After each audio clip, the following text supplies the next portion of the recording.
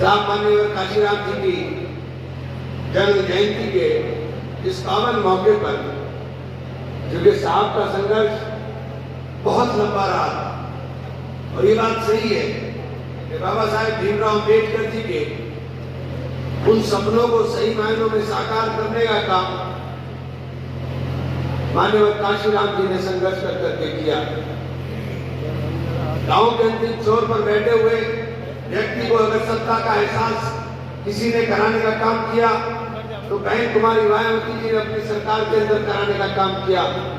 उत्तर प्रदेश का हिस्सा आप भी होते थे, आप भी जानते हो कि पहली बार सत्ता का स्वाद किस प्रकार से आपने चखने का काम किया। और सत्ता केवल विलासता के लिए नहीं होती है, सत्ता का मतलब है कि अपने समाज के अंदर बैठे हुए गरीब व्यक्ति को उत्थान के लिए काम किया जाए। और बहन कुमारी मायावती जी ने अपनी सरकार के अंदर गरीबों के उत्थान के लिए काम करने का काम किया। बहन जी की सरकार के अंदर सबसे पहले लॉ एंड ऑर्डर, ये तो भाजपा के लोग तो चिल्लाते हैं लॉ एंड ऑर्डर के लिए, उन्होंने कर करके दिखाने का काम किया कि कानून व्यवस्था कैसे होती है। और कानून, क्योंकि संविधान बाबा साहब का लिखा हुआ वो ग्रंथ है जिसको बहुजन समाज पार्टी का प्रत्येक कार्यकर्ता कम से कम एक अपने पवित्र ग्रंथ से कम वैल्यू देने का काम नहीं करता।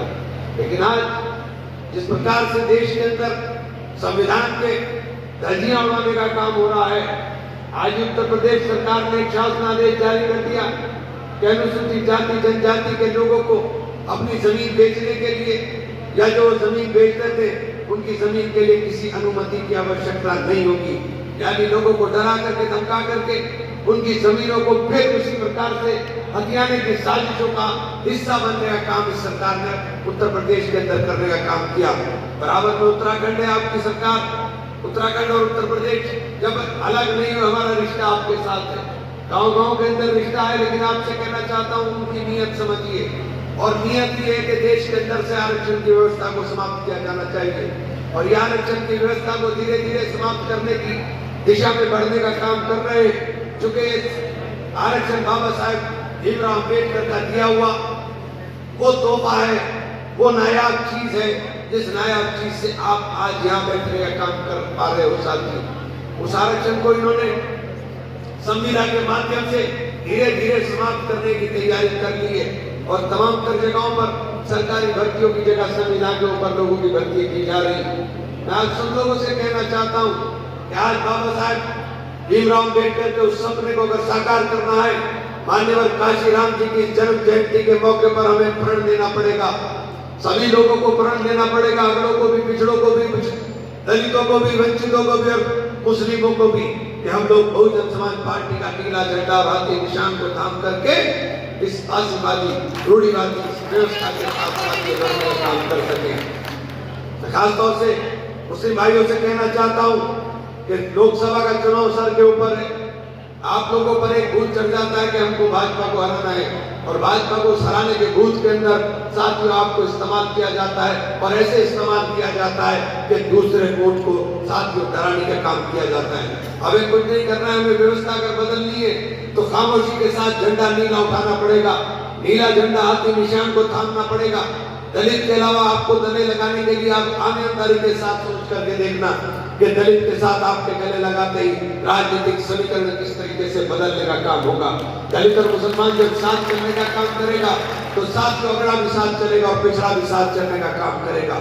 और अगर आप सही मायनों में हराना चाहते हो, सही मायनों में चाहते हो कि आप लोग आपका सांसद यहाँ से जीत करके जाए और देश के अंदर आपके मतलब की सरकार बने, तो साथियों अपने सांसद को जिताने के लिए प्रण कर लीजिए। और जब प्रण कर लोगे तो समीकरण आपके सामने।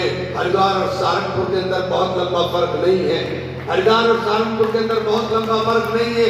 ये 3 सीटें जो ऊपर की हैं, उन 3 सीटों के मार्जिन को अगर खत्म करना है आपको, तो साथियों एकजुटता के साथ वोट करना पड़ेगा, एक एक वोट डालना पड़ेगा आपको। साथियों आपने पिछला चुनाव देखा था, मैं कांग्रेस में था और कांग्रेस से अमरीश भाई को, स्वर्गीय अमरीश भाई को मैंने टिकट करा करके लाया था। और अमरीश भाई को जिस तरीके से आपने एक तरफा वोट डालने का काम किया, 4.5 लाख वोट मिला, लेकिन हारने का काम अगर हुआ तो उन 3 सीटों के ऊपर बढ़े हुए मार्जिन के कारण हारने का काम हुआ। आप चाहते हो जीतने का रास्ता, कांग्रेस इतना ही वोट डाल सकता था, इससे ज्यादा कांग्रेस की ताकत नहीं थी।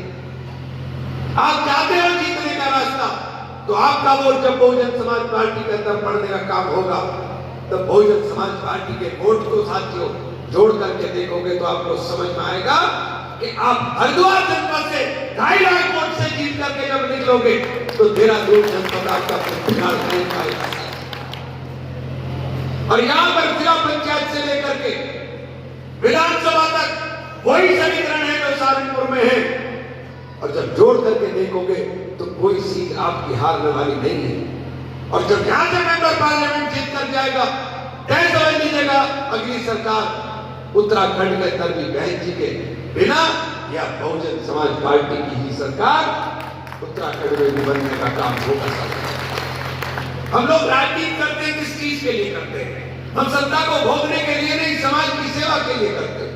और समाज की सेवा को सिर्फ बोलने के से नहीं, हमने अपना पूरा जीवन इस विचारधारा को, जो विचारधारा बाबा साहेब भीमराव अम्बेडकर ने इस देश को देने का काम किया कि अंतिम छोर पर बैठे हुए व्यक्ति को भी ताकत मिलने का काम हो, उस विचारधारा को हम लोगों ने कोशिश करने का काम किया साथियों।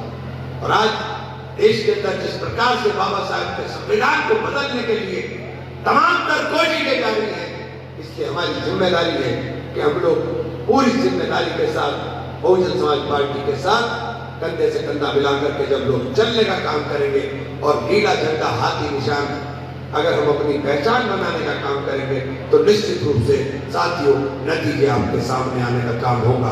आज फिर आपको बाबा साहेब मान्यवर साहब काशीराम जी की जन्म जयंती के ऊपर अपनी दिल की गहराइयों से